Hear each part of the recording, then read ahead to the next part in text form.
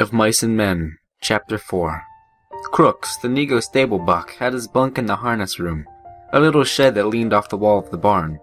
On one side of the little room there was a square four-paneled window, and on the other a narrow plank door leading into the barn. Crooks's bunk was a long box filled with straw, on which his blankets were flung. On the wall by the window there were pegs on which hung broken harnesses in process of being mended, strips of new leather, and on the window itself was a little bench for leather working tools, curved knives and needles of balls of line and thread, and small-handed riveter.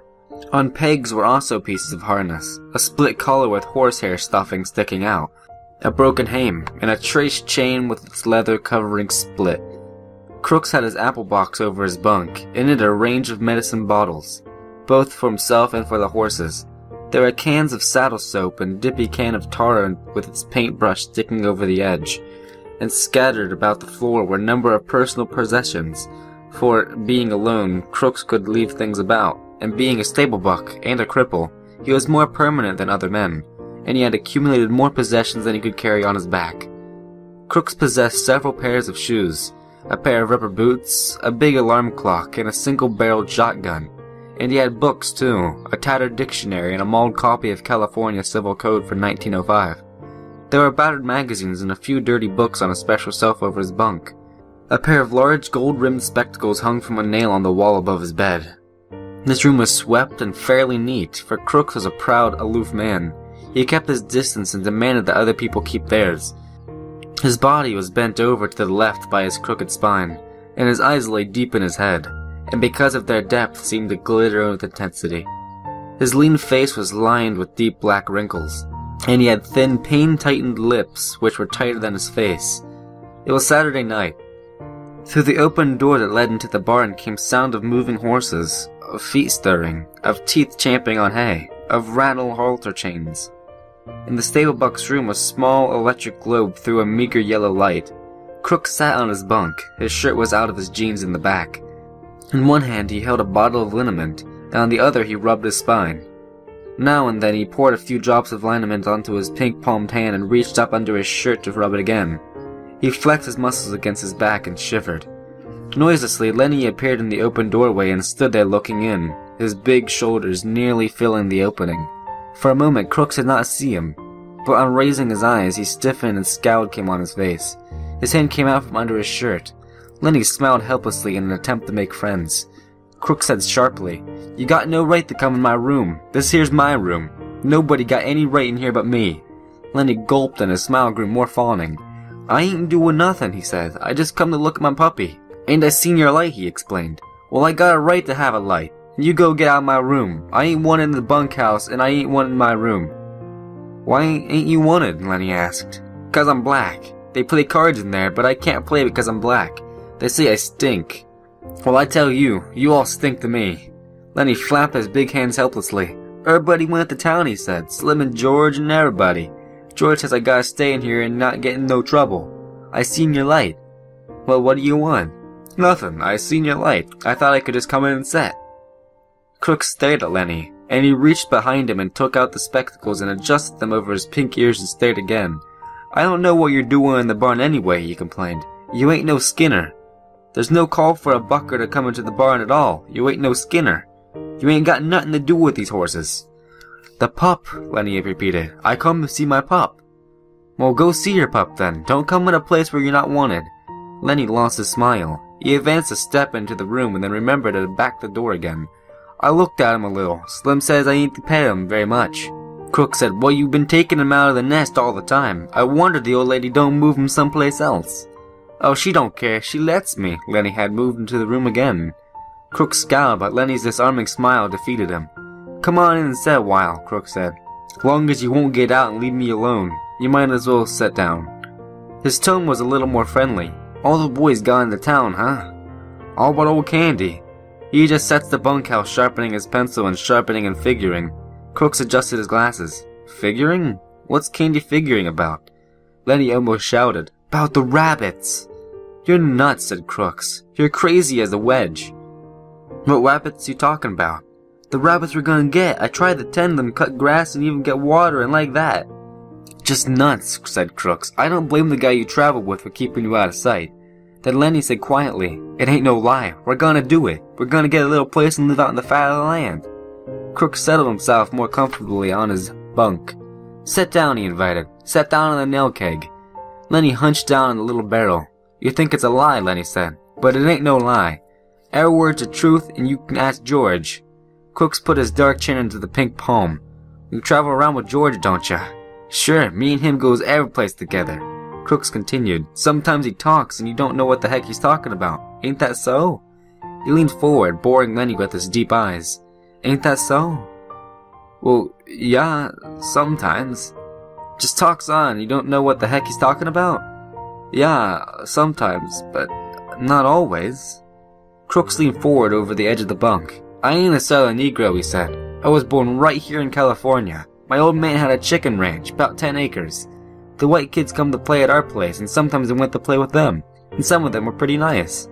My old man didn't like that. I never knew till long later what he didn't like that, but now I know." He hesitated, and when he spoke again his voice was softer. "There wasn't another colored family for miles around, and now there weren't any colored men of this ranch, and there's just one family in Soledad." He laughed. "If I say something, why, it's just a nigger saying it." Lenny asked, "How long do you think it'll be before them pups will get old enough to pet?" Crooks laughed again. "A guy can talk to you and be sure you won't go blabbing. Couple of weeks and them pups will be alright. George knows what he's about. Just talks and you don't understand nothing." He leaned forward excitedly. "There's just a nigger talking, and a busted back nigger. So it must not mean anything, you see? You couldn't remember it anyways. I seen it over in a guy talking to another guy and it don't make no difference if we don't hear or understand. The thing is, they're talking or they're setting and not talking. It don't make no difference. No difference." His excitement had increased until he pounded his knee with his hand. "George can tell you screwy things and it don't matter. It's just the talking. It's just being with another guy. That's all." He paused. His voice grew soft and persuasive. "Suppose George don't come back no more. Suppose he took a powder and just ain't coming back. What do you do then?" Lenny's attention came gradually to what had been said. "What?" he demanded. "It's suppose George went into town tonight and you never heard of him no more." Crooks pressed forward, some kind of private victory. "Just suppose that," he repeated. "George wouldn't do nothing like that. I've been with George a long time. He'll come back tonight."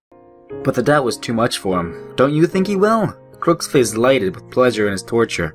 "Nobody can't tell what a guy'll do," he observed calmly. "Let's say he wants to come back and can't. Suppose he gets killed or hurt and can't come back."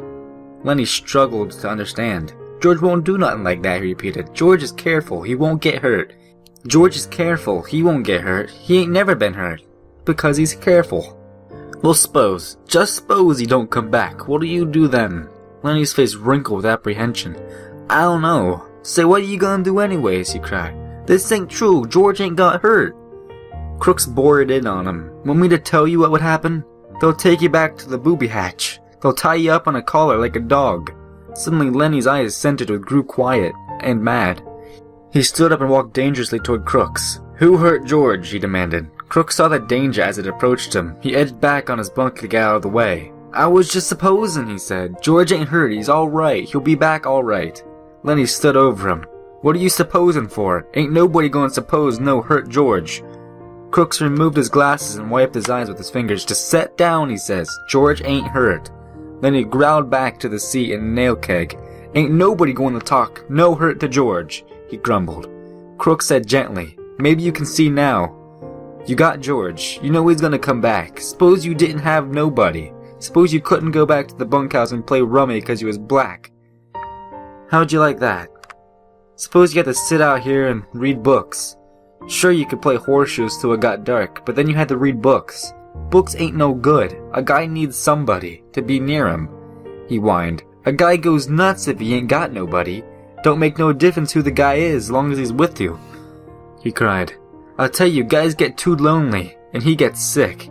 "George gonna come back," Lenny reassured himself in a frightened voice. "Maybe George come back already. Maybe I gotta go see."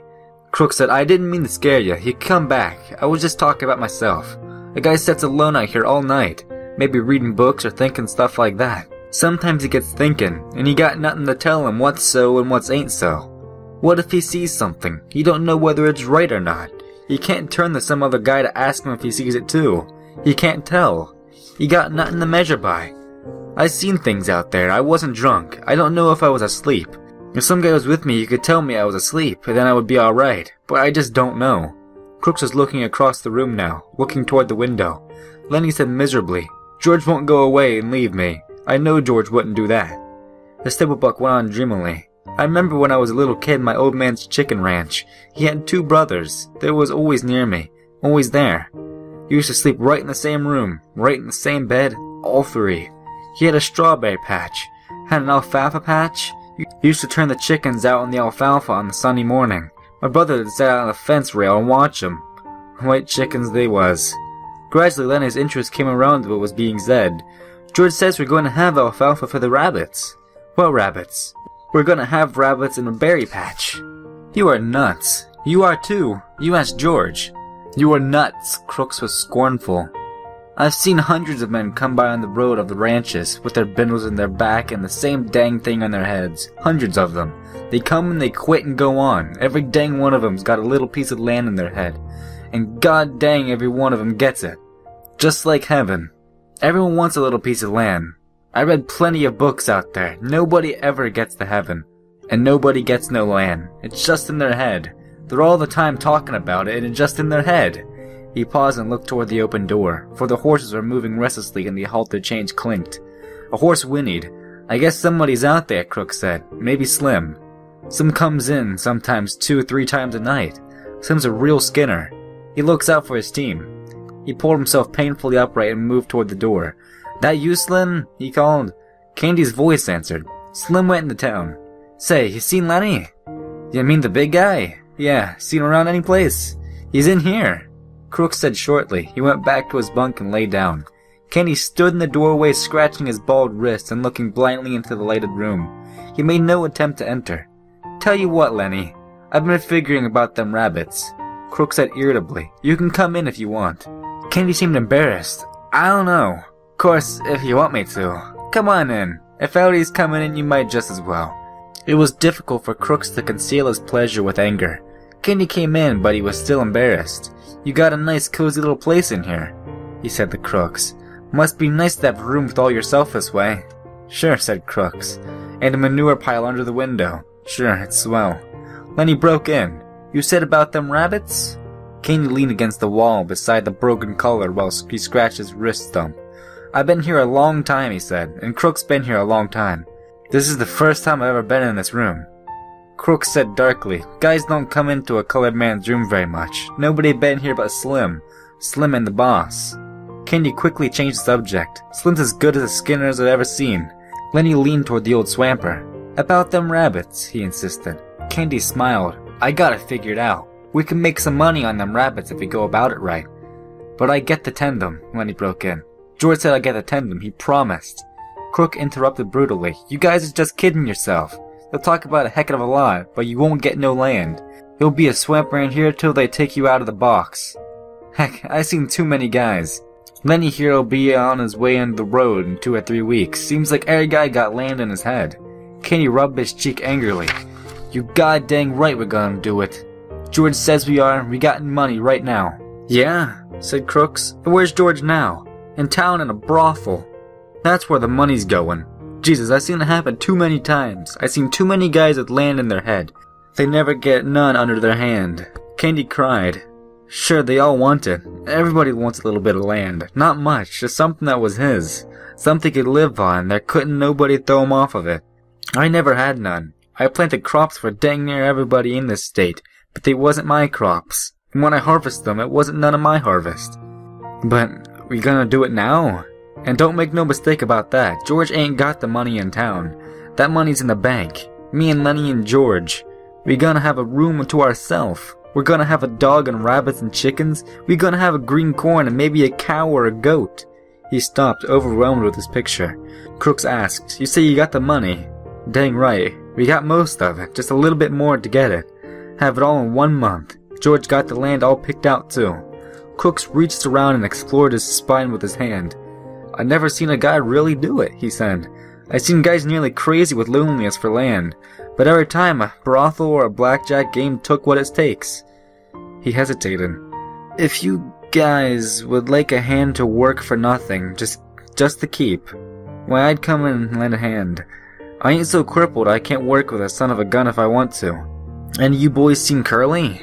They swung their heads toward the door. Looking in was Curly's wife. Her face was heavily made up. Her lips were slightly parted. She breathed strongly, as though she'd been running. "Curly ain't been here," Candy said sourly. She stood still in the doorway, smiling a little at them, rubbing the nails of one hand with the thumb of the forefinger of the other. And her eyes traveled from one face to another. "They left all the weak ones here," she said finally. "Think I don't know where they all went? Even Curly. I know where they all went." Lenny watched her, fascinated, but Candy and Crooks were scowling down away from her eyes. Candy said, "Then if you know, why would you ask us to where Curly is at?" She regarded them amusedly. "Funny thing," she said. "If I catch any one man, and he's alone, I get along fine with him. But just let two guys get together and you won't talk. Just nothing but mad." She dropped her fingers and put her hands on her hips. "You're all scared of each other, that's what. Every one of you is scared the rest is going to get something on you." After a pause, Crooks said, "Maybe you better go along to your own house now. We don't want no trouble." "Well, I ain't giving you no trouble. Think I don't want to talk to somebody every once in a while? Think I like to stick in that house all the time?" Candy laid a stump of his wrist on his knee and rubbed it gently with his hand. He said accusingly, "You got a husband. You got no call fooling around with other guys causing trouble." The girl flared up. "Sure I got a husband. You all seen him. Swell guy, ain't he? Spends all his time saying what he's going to do to guys he don't like, and he don't like nobody. Think I'm going to stay in that 2x4 house and listen to how Curly's going to lead with his left twicked and bring the old right cross? 1-2, he says. Just the old 1-2, and he'll go down." She paused and her face lost its sullenness and grew interested. "Say, what happened to Curly's hand?" There was an embarrassed silence. Candy stole a look at Lenny, then he coughed. "Why, Curly. He got his hand caught in a machine, ma'am. Bust his hand." She watched for a moment and then laughed. "Baloney! What do you think you're selling me? What do you think you're selling me? Curly started something he didn't finish? He caught in a machine, baloney! Well, he ain't given nobody the good old 1-2 since he got his hand bust. Who bust him?" Candy repeated sullenly. "Got it caught in a machine." "I'll wait," she said contemptuously. "I'll wait. Cover him up if you wanna. What do I care? You bindlebums think you're so goddamn good. What do you think, I'm a kid? I tell you I could've went with shows, not just one neither. And Guy told me he put me in pictures." She was breathless with indignation. "Saturday night, everybody out doing something, everybody. And what am I doing? Standing here talking to a bunch of bindle stiffs, a nigger, and a dum-dum, and a lousy old sheep, and liking it 'cause they ain't nobody else." Lenny watched her, his mouth half open. Crooks had retired into the terrible protective dignity of his Negro, but the change came over old Candy. He stood up suddenly and knocked his nail keg over backward. "I had enough," he said angrily. "You ain't wanted here. We told you ain't. And I tell you, you got floozy ideas about what guys amounts to do. You ain't got sense enough in that chicken head to even see we ain't stiffs. Suppose you got us canned. Suppose you do. You think we'll hit the highway and look for another lousy 2-bit jobs like this? You don't know that we got our own ranch to go to in our own house. We ain't got to stay here. We got a house and chickens and fruit trees and a place 100 times prettier than this. And we got friends. That's what we got. Maybe there was a time when we were scared about getting canned, but that ain't no more. We got our own land and it's ours, and we can go to it." Curly's wife laughed at him. "Baloney," she said. "I've seen too many of you guys. If you had 2 bits in the world, why you wouldn't be getting 2 shots of corn with it and sucking the bottom of the glass. I know you guys." Candy's face had grown redder and redder, but before she was done speaking he had control of himself. He was master of the situation. "I might have knew," he said gently. "Maybe you just better go along and roll your hoop. We ain't got nothing to say to you at all. We know what we got, and we don't care whether you know it or not. So maybe you better just scatter along now, 'cause Curly maybe he ain't gonna like his wife out in the barn with a bunch of bindle stiffs." She looked around from one face to another, and they were all closed against her. And she looked longest at Lenny, until he dropped his eyes in embarrassment. Suddenly she said, "Where'd you get them bruises on your face?" Lenny looked up guiltily. "Who, me?" "Yeah, you." Lenny looked up to Candy for help, and then he looked at his lap again. "He got his hand caught in a machine," he said. Curly's wife laughed. Okay, machine. I'll talk to you later. I like machines. Candy broke in. You let this guy alone. Don't you do no messing around with him. I'm going to tell George what you says. George won't have you messing with Lenny. Who's George? She asked. The little guy you come with? Lenny smiled happily. That's him, he said.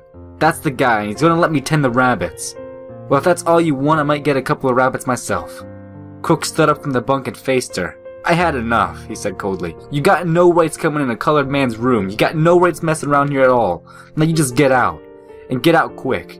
If you don't, I'm going to ask the boss not to ever let you come in the barn no more. She turned on him in scorn. Listen, nigger, she said. You know what I can do for you if you open your trap?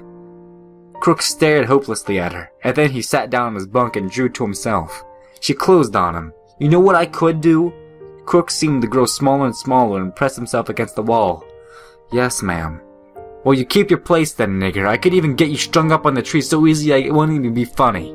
Crooks had reduced himself to nothing. There was no personality, no ego, nothing to arouse either or dislike. He said, yes, ma'am, and his voice was toneless. For a moment she stood over him as though waiting for him to move so that she could whip him again. But Crooks sat perfectly still, his eyes averted, everything that might be hurt drawn in. She turned at last to the other two. Old Candy was watching her, fascinated. If you was to do that, we'd tell, he said quietly. We'd tell about you framing Crooks.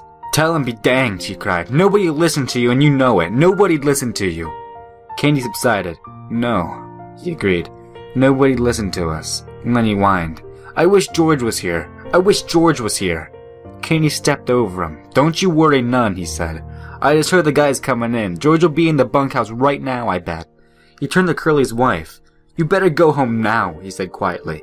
If you go right now, we won't tell Curly you was here. She appraised him coolly. I ain't sure you heard nothing. Better not take no chances, he said. If you ain't sure, you better take the safe way. She turned to Lenny.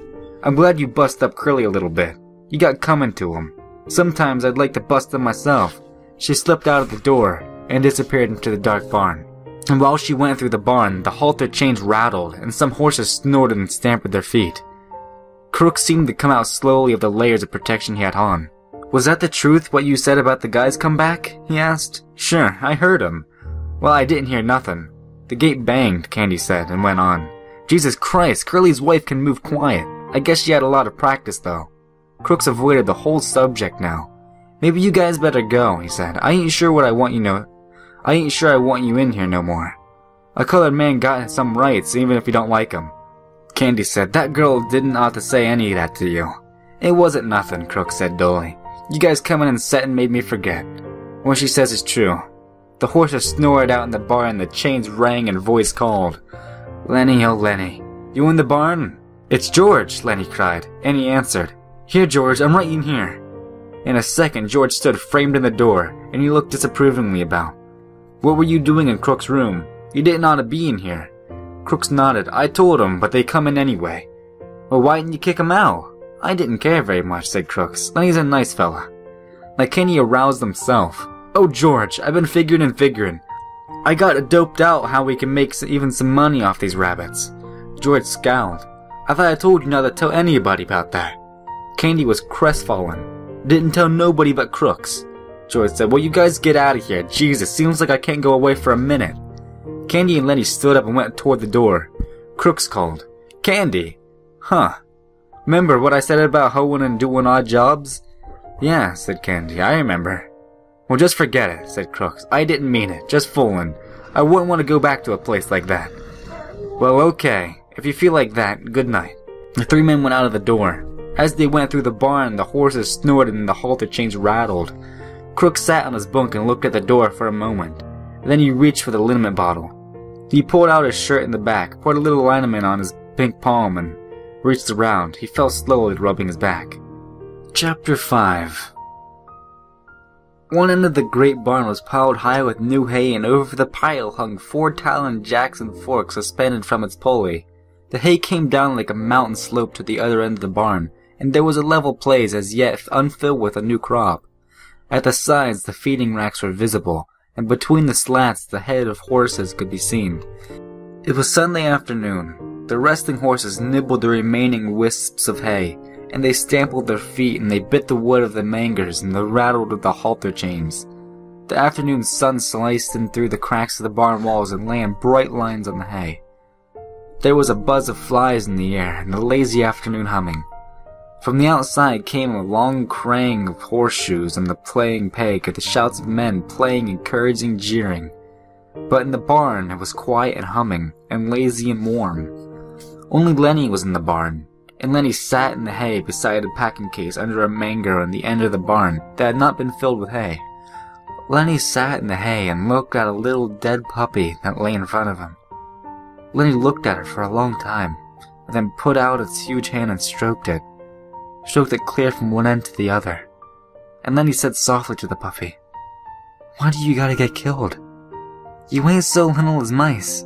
I didn't bounce you hard." He bent the pup's head back up and looked in his face, and then he said to it, "Then maybe George ain't gonna let me tend no rabbits, if he's found out you got killed." He scooped a little hollow and laid the puppy in it and covered it with a little hay, out of sight. But he continued to stare at the mound he had made. He said, "This ain't no bad thing like I gotta go hide out in the brush. Oh, no, this ain't. I'll tell George I found it dead." He unburied the puppy and inspected it, and he stroked it from its ears to its tail. He went on sorrowfully, "But he'll know. George always knows. He'll say, 'You done it. Don't try pulling nothing over me.' And he'll say, 'No, just for that, you don't get to tend no rabbits.'" Suddenly his anger rose. "God dang you," he cried. "Why do you gotta go get killed? You ain't so little as mice." He picked up the pup and hurled it from him. He turned his back on it.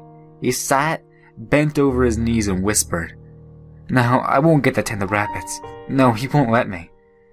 He rocked himself back and forth in the sorrow. From outside came the clang of horseshoes on the iron stake, then a little chorus of cries. Lenny got up and brought the puppy back, and he laid it on the hay and sat down. He stroked the pup again. "You wasn't big enough," he said. "They told me, and they told me you wasn't. I didn't know you'd get killed so easy." He worked his fingers on the pup's limp ear. "Maybe George won't care," he said. This here's goddamn little son of a gun wasn't going nothing to George. Curly's wife came around to the end of the last stall. She came very quietly so that Lenny did not hear her. She wore a bright cotton dress and the mules with red ostrich feathers. Her face was made up and the little sausage curls were in all place. She was quite near to him before Lenny looked up and saw her. In a panic, she shoveled the hay over the puppy with his fingers. He looked sullenly up at her. She said, "What do you got here, sonny boy?" Lenny glared at her. "George says I ain't to have nothing to do with you. Talk to you or nothing." She laughed. "George giving you the orders about everything?" Lenny looked down at the hay. "Says I can't tend no rabbits if I talk to you or anything." She said quietly, "He's scared Curly will get mad." "Well, Curly got his arm in a sling, and if Curly gets tough, you can break his other hand. You didn't put nothing over on me about getting a cotton-no machine." But Lenny was not to be drawn. "No, sir. I ain't gonna talk to you or nothing." She knelt in the hay beside him. "Listen," she said. "All the guys got a horseshoe tenement going on. It's only 4 o'clock. None of them guys is going to leave the tenement. Why can't I talk to you? I never get to talk to nobody. I get awfully lonely." Lenny said, "Well, I ain't supposed to talk to you or nothing." "I get lonely," she said. "You can talk to people, but I can't talk to nobody but Curly. Else he gets mad. How would you like to talk to nobody?" Lenny said, "Well, I ain't supposed to. George is scared I'll get in trouble." She changed the subject. "Well, you got covered up there." Then all of Lenny's woe came back on him. "Just my pup," he said sadly. "Just my little pup." And he swept the hay from the top of it. "Why, he's dead," she cried. "He was so little," said Lenny. "I was just playing with him, and he made like he was gonna bite me. And I made like I was gonna smack him, and I done it. And then he was dead." She consoled him. "Don't you worry none. It was just a mutt. You can get another one easy. The whole country is full of mutts." "And ain't that so much?" Lenny explained miserably. "George ain't gonna let me tend no rabbits now." "Why don't he?" "Well, he said if I done any more bad things he ain't gonna let me tend the rabbits." She moved closer to him and she spoke soothingly. "Don't you worry about talking to me. Listen to the guys yell out there. They got $4 bet in that tenement. None of them ain't gonna leave until it's over." "If George sees me talking to you, he'll give me heck," Lenny said cautiously. "He told me so." Her face grew angry. What's the matter with me? She cried.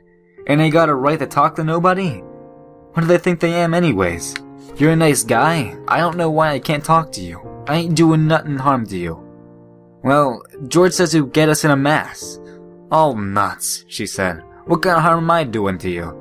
Seems like they ain't none of them cares how I gotta live. I tell you, I ain't used to living like this. I could've made something of myself, she said darkly. Maybe I will yet. Then her words tumbled out in a passion of communication, as though she hurried before her listener could be taken away. I live right in Salinas, she said. Come here when I was a kid. Well, a show come through, and I met one of the actors. He says I can go with that show, but my old lady wouldn't let me. She says 'cause I was only 15, but the guy says I coulda. If I'd went, I wouldn't be living like this, you bet. Lenny stroked the pup back and forth. But you're gonna have a little place, and rabbits, he explained. She went on with her story quickly, before she could be interrupted. Another time I met a guy, and he was in the pictures. Went out to the Riverside Dance Palace with him. He says he was gonna put me in the movies. Says I was a natural. Soon as he got back from Hollywood, he was gonna write me about it. She looked closely at Lenny to see whether she was impressing him. I never got that letter, she said. I always thought my old lady stole it. Well, I wasn't going to stay no place where I couldn't get nowhere and make something of myself, and where they stole your letters. I asked her if she stole it too, and she says no. So I married Curly. Met him out to the Riverside Dance Palace that same night. She demanded, You listening? Me? Sure. Well, I ain't told this to nobody before. Maybe you oughtn't to. I don't like Curly. He ain't a nice fella. Because she had confided to him, she moved closer to Lenny and sat beside him. Could have been nice in the movies. It had nice clothes. All of them nice clothes like they wear. And I could have sat in the big hotels and had pictures taken of me. When they had them previews, I would have went to them and spoke in the radio, and it wouldn't cost me a cent because I was in the picture. And all of them nice clothes like they wear? Because that guy says I was a natural. She looked up at Lenny, and she made a small grand gesture with her arm and hand to show that she could act. The fingers trailed after her leading wrist, and her little finger stuck out grandly from the rest. Lenny sighed deeply. From outside came the clang of a horseshoe on metal, and the chorus of cheers. Somebody made a ringer, said Curly's wife. Now the light was lifting as the sun went down, and the sun's streaks climbed up the wall and fell over the feeding racks over the heads of the horses. Lenny said, Maybe if I took this pup out and throwed him away, George would never know, and then I could tend the rabbits without no trouble. Curly's wife said angrily, Don't you think of nothing but rabbits? We gonna have a little place, Lenny explained patiently. We gonna have a house and a garden and a place for alfalfa, and that alfalfa is for the rabbits. And I'll take a sack and get the full alfalfa and then take it to the rabbits. She asked, What makes you so nuts about rabbits? Lenny had to think carefully before he could come to a conclusion. He moved cautiously close to her, until he was right against her. I like to pet nice things. Once at a fair I'd seen some of them log-hair rabbits, and they was nice, you bet. Sometimes I've even pet mice, but not one I could get nothing better. Curly's wife moved away from him a little. I think you're nuts, she said. No, I ain't, Lenny explained earnestly. George says I ain't. I like to pet nice things with my fingers, soft things. She was a little bit reassured. Well, who don't? She said. Everybody likes that. I like to feel silk and velvet. Do you like to feel velvet? Lenny chuckled with pleasure. You bet by God. He cried happily. And I had some too. A lady give me some, and that lady was my own Aunt Clara. She give it right to me, about this big of a piece. I wish I had that velvet right now. A frown came over his face. I lost it, he said. I ain't seen it for a long time. Curly's wife laughed at him. You're nuts, she said, but you're kinda a nice fella, just like a big baby. But a person can kinda see what you mean. When I'm doing my hair sometimes I just sit and stroke it, 'cause it's so soft. To show how she did it, she ran her fingers over the top of her head. Some people got kinda coarse hair, she said complacently. Take Curly, his hair is just like wire, but mine is soft and fine. Of course, I brush it a lot, that makes it fine. Here, feel right here. She took Lenny's hand and put it on her head. Feel right around there and see how soft it is. Lenny's big fingers fell to stroking her hair. Don't you muss it up, she said. Lenny said, Oh, that's nice. And he stroked it harder. Oh, that's nice. Look out now, you mustn't. And then she cried angrily, You stop it now, you mess it up. She jerked her head sideways and Lenny's fingers closed on her hair and hung on. Let go, she cried. You let go. Lenny was in a panic. His face was contorted. She screamed, and Lenny's other hand closed over her mouth and nose. "Please don't," he begged. "Oh, please don't do that. George will be mad." She struggled violently under his hands. Her feet battered on the hay, and she was right to be free. And from under Lenny's hand came a muffled screaming. Lenny began to cry with fright. "Oh, please don't do none of that," he begged. "George is gonna say I done a bad thing. He gonna let me tend the rabbits." He moved his hand a little, and her hoarse cry came out. Then Lenny grew angry. "Now don't," he said. "I don't want you to yell. You're gonna get me in trouble, just like George says you will. Now you don't do that." And she continued the struggle, and her eyes were wild with terror. He shook her then, and then he was angry with her. "Don't you go yelling," he said, and then shook her, and her body flopped like a fish. And then she was still, for Lenny had broken her neck.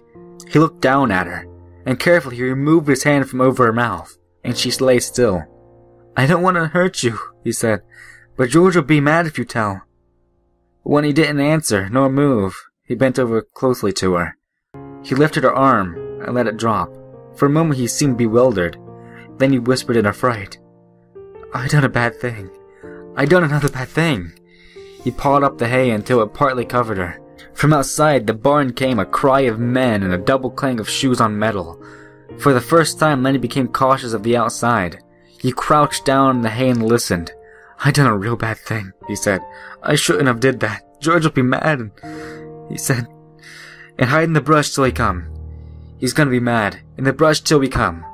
That's what he said. Lenny went to the back and looked at a dead girl. The puppy lay close to her. Then he picked it up. "I'll throw him away," he said. "It's bad enough like this." He put the pup under his coat and he crept to the barn wall and peered out between the cracks, toward the horseshoe game. And then he crept around the end was the last manger and disappeared. The sun streaks were high in the wall by now, and the light was growing soft in the barn. Curly's wife lay on her back, and she was half covered with hay. It was very quiet in the barn, and the quiet of the afternoon was on the ranch. Even the clang of the pitch horseshoes, even the voices of the men in the game seemed to grow more quiet. The air in the barn was dusky in advance outside the day. A pigeon flew through the open hay door and circled and flew out again. Around the last stall came a shepherd dog, lean and long, with heavy hanging dugs. Halfway to the packing box where the puppies were, she cut the dead scent of Curly's wife, and the hair rose along her spine. She whimpered and cringed to the packing box and jumped in along the puppies. Curly's wife lay in a half covering of yellow hay, and the meanness and the plannings of the discontent and the ache for attention were all gone from her face. She was very pretty and simple, and her face was sweet and young. Now her rose cheeks and her reddened lips made her seem alive and sleeping very lightly. The curls, tiny little sausages, were spread on the hay behind her head, and her lips were parted. As happens sometimes, a moment settled and hovered, and remained for such more than a moment. The sound stopped, and movement stopped for such, much more than a moment. Then gradually time awakened again and moved sluggishly on. The horses stamped on the other side of the feeding racks, and the halter chains clinked. Outside, the men's voices became louder and clearer. From around the end of the last stall, old Candy's voice came. "Lenny?" he called. "Oh, Lenny, you in here? I've been figuring some more. Tell you what we can do, Lenny." Old Candy appeared around the end of the last stall. "Oh, Lenny," he called again, and then he stopped, and his body stiffened. He rubbed his smooth wrist with his white stubble whiskers. "I didn't know you was here," he said to Curly's wife. When she didn't answer, he stepped nearer. "You oughtn't sleep out here," he said disapprovingly. And then he was beside her, and "Oh, Jesus Christ!" he looked out helplessly, and he rubbed his beard. And then he jumped up and went quickly out of the barn. But the barn was alive now. The horses stamped and snorted, and they chewed the straw of their bedding, and they clashed chains of their halters. In a moment, Candy came back and George was with him. George said, "What was it you wanted to see about?" Candy pointed at Curly's wife. George stared. "What's the matter with her?" he asked. He stepped closer, and then he echoed Candy's words. "Oh, Jesus Christ!" He was down on his knees beside her. He put his hand over her heart, and finally, when he stood up slowly and stiffly, his face was hard and tight as wood. His eyes were hard. Candy said, "What done it?" George looked coldly at him. "Ain't you got any idea?" he asked, and Candy was silent. "I should have knew," George said hopelessly. "I guess maybe the way in the back of the head I did."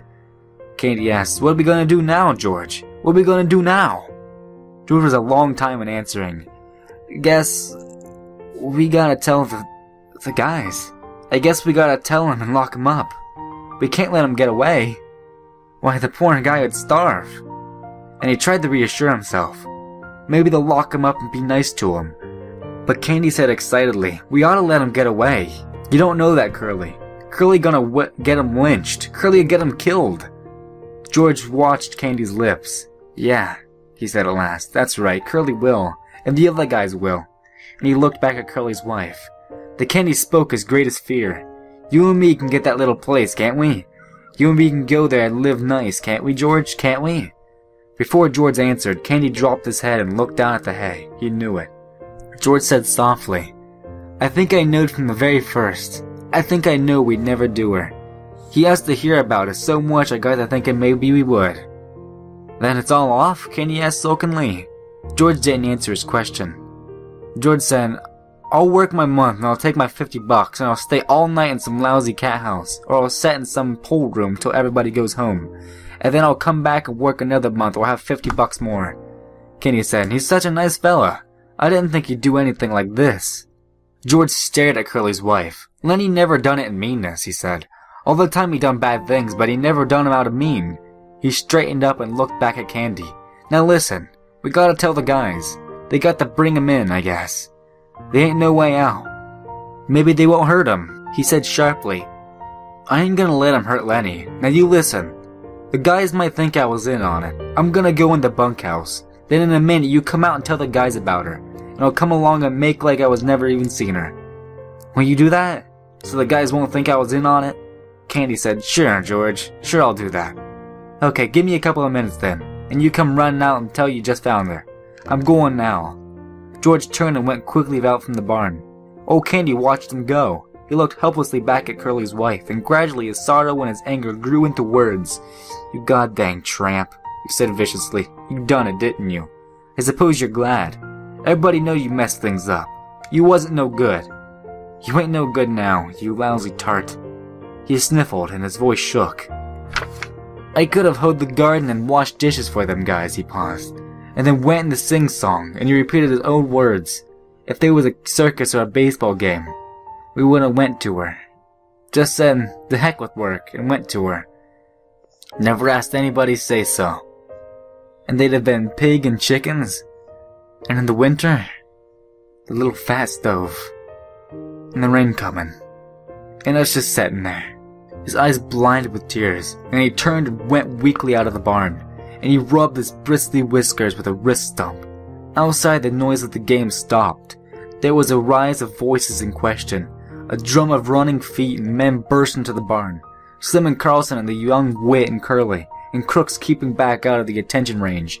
Candy came in after them. The last of them all came George. George had put his blue denim coat and buttoned it, and his black hat was pulled down low over his eyes. The men raced around the last stall. Their eyes found Curly's wife in the gloom. They stopped and stood still and looked.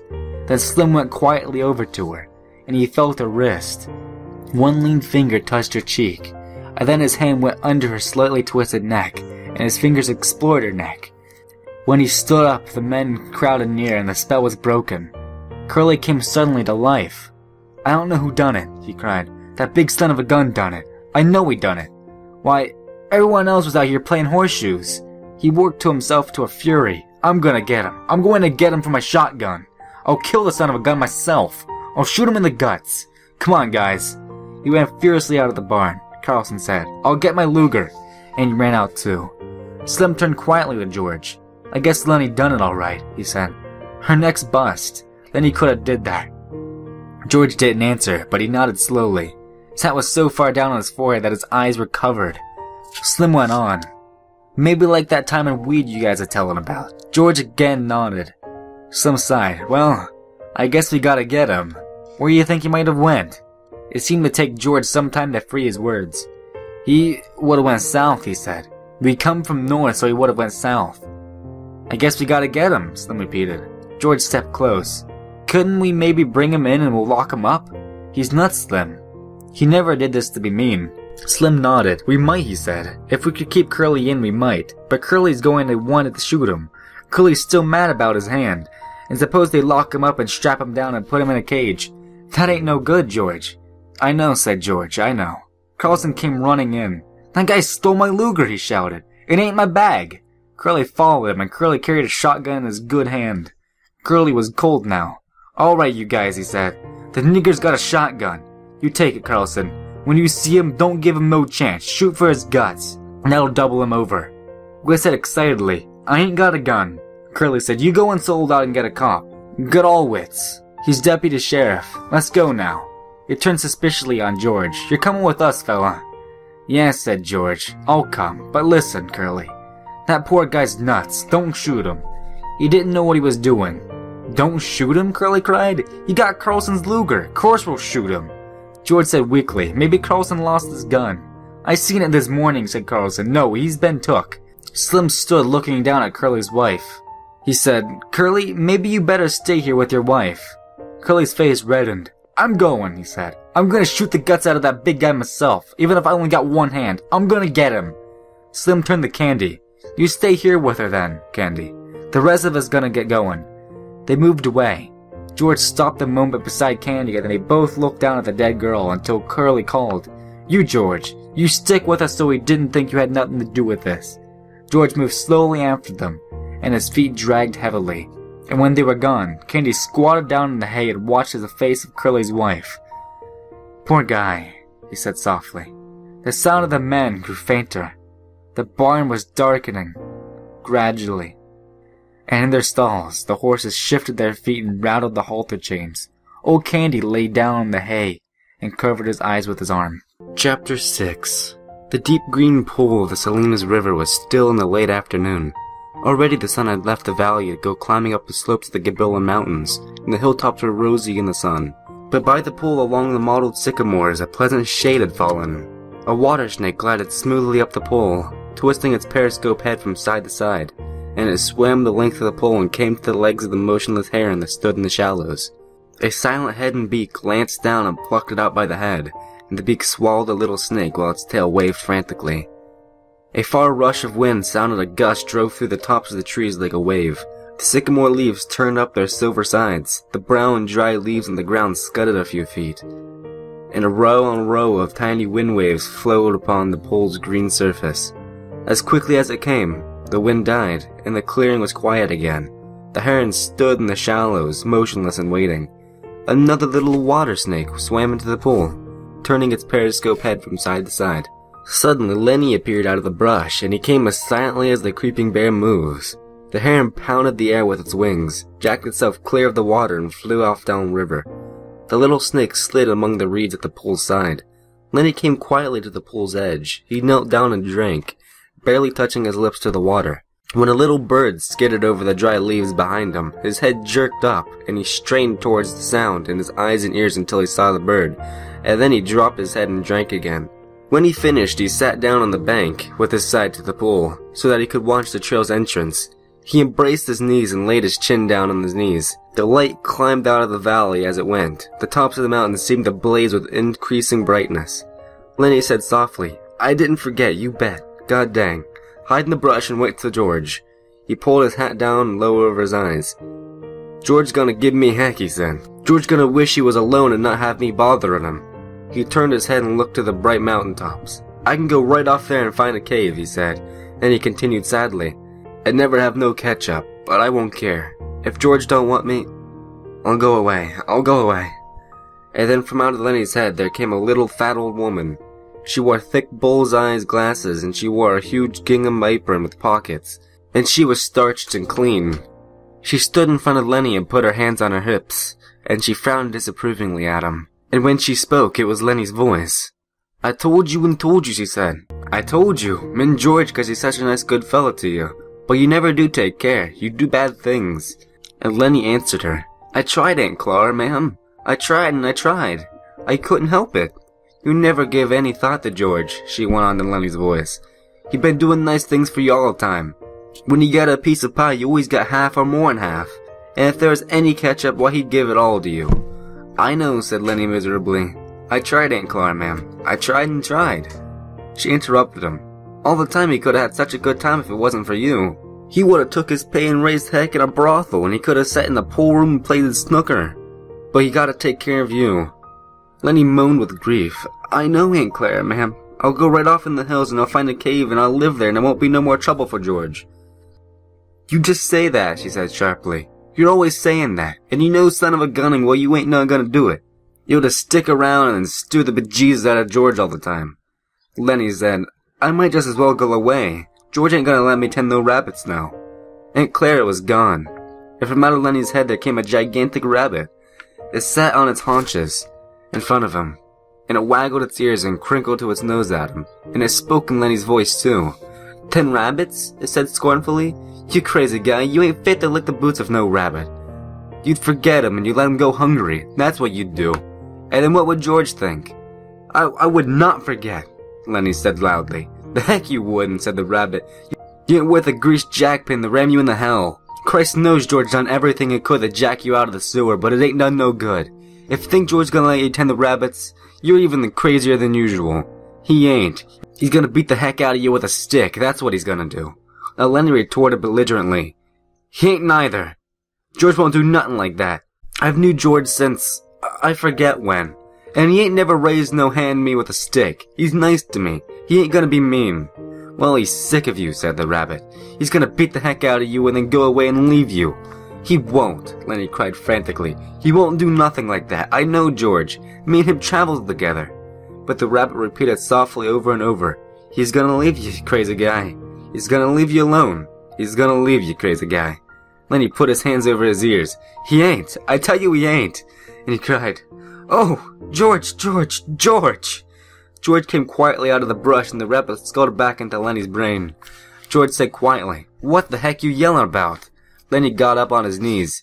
You ain't gonna leave me, are you, George? I know you ain't. George came stiffly near and sat down beside him.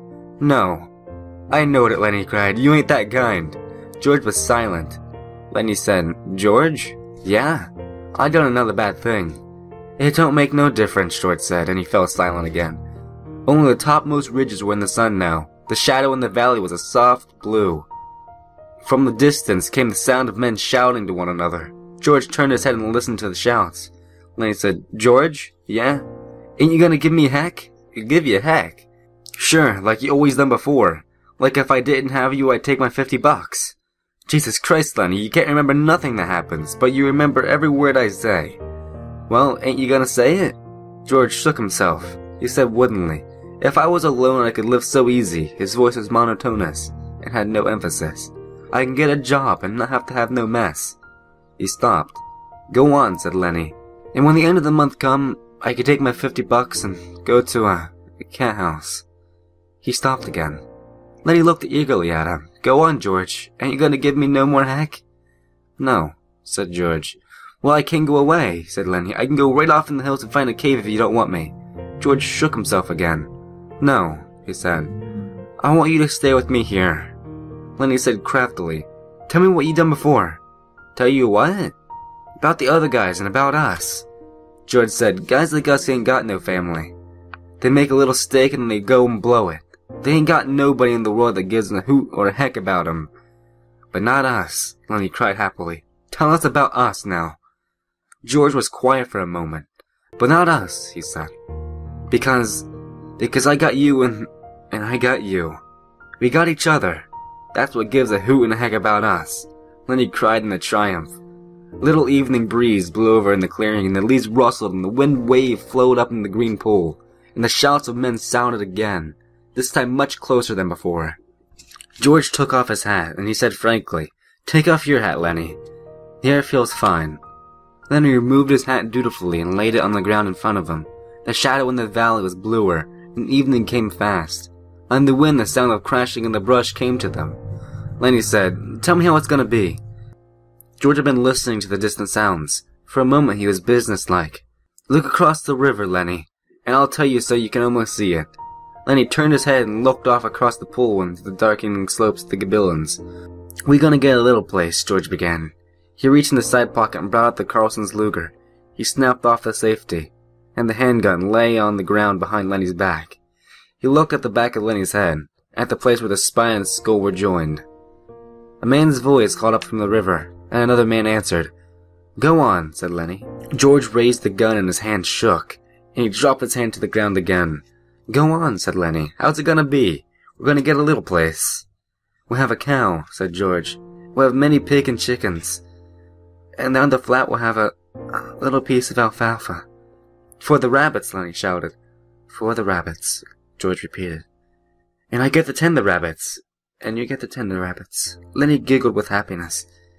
And we'll live in the fat of the land? Yes. Lenny turned his head. No, Lenny, look down across the river, like you can almost see the place. Lenny obeyed him. George looked down at the gun. There were crashing footsteps in the brush now. George turned and looked toward them. Go on, George. When are we gonna do it? Gonna do it soon. Me and you. You and me. Everybody gonna be nice to you. Ain't gonna be no more trouble. Nobody gonna hurt, nobody we're gonna steal from 'em. Lenny said, I thought you said it was mad at me, George. No, said George. No, Lenny, I ain't mad. I've never been mad, and I ain't now. That's a thing I want you to know. The voices came close now. George raised the gun and listened to the voices. Lenny begged. Let's do it now. Let's get that place now. Sure, right now. We gotta. And George raised the gun and steadied it, and he brought the muzzle of it close to the back of Lenny's head. The hand shook violently, but his face set and his hand steadied. He pulled the trigger. The crash of the shot rolled up the hills and rolled down again. Lenny jarred, and then settled slowly forward to the sand, and he lay without quivering. George shivered and looked up at the gun, and then he threw it from him, back up on the bank near the pile of the old ashes. The brush seemed to fill the cries with the sound of running feet. Slim's voice shouted, George, where are you at, George? But George sat stiffly on the bank and looked at his right hand. He had thrown the gun away. The group burst into the clearing, and Curly was ahead. He saw Lenny lying on the sand. He got him, by God. He went over and looked down at Lenny. And he looked back at George. Right in the back of the head, he said softly. Slim came directly to George and sat down beside him. Sat very close to them. Never you mind, said Slim. He got to sometimes. But Carlson was standing over George. How did you do it? He asked. I just done it, George said tiredly. Did he have my gun? Yeah, he had your gun. And you got away from him and you took it and killed him? Yeah, that's how. George's voice was almost a whisper. He looked steadily at his right hand that had held the gun. Slim twitched George's elbow.